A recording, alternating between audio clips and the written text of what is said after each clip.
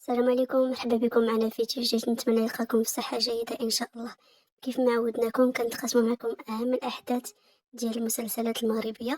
اليوم غنتقاسموا معكم مسلسل ديال أسرار الليل اللي غادي يكون بلاصة مسلسل طريق الورد نهار الخميس مع 10:30.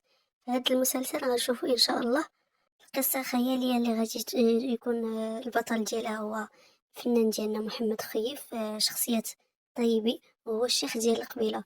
وغنشوفوا الزوجة ديالو صفية اللي غادي تكون من تمثيل الفنانة ديالنا نجاة الوافي. المهم في هاد القصة غادي يكونوا عندهم جوج ديال الوليدات، بنية ووليد، وغادي يكونوا عايشين حياة عادية.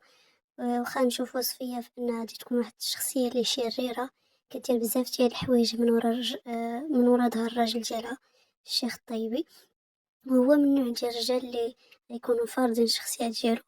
غنشوفو الخادم اللي غادي يكون اليد اليمين ديال الشيخ، واخا هكاك غادي يكون تيوصل الخبر ديال الشيخ للزوجة ديالو صفية. وغنشوفو أنها كتعطيه بعض الأوامر باش ينفذهم، وهادشي بلا خبر الشيخ الطيبي، بحال مثلا انهم كيتعداو على الناس وكياخدوا لهم الحق ديالهم، واللي ما بغاش يمتثل لهاد الاوامر ديالها كيصفيو عليه. والبطله ديال هاد المسلسل اسرار الليل غنشوفوا انها هي الغاليه، اللي غادي تكون كتصايب العطور وكتنافس مع صفيه اللي هي كذلك كتصايب عطور. ونشوفوا ان الناس غيوليو ياخدوا العطور بزاف من عند الغاليه وما يبقاوش ياخدوهم من عند صفيه.